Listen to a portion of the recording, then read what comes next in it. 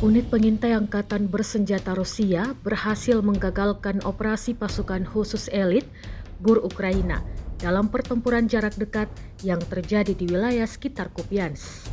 Menurut laporan resmi militer, insiden terjadi saat pasukan GUR mencoba menyusup melalui sistem parit pertahanan. Rekamannya diunggah di Telegram pada Selasa 8 April 2025. Dalam kontak langsung tersebut, pengintai Rusia berhasil melemparkan granat ke posisi lawan, menghancurkan beberapa personel musuh di dalam parit.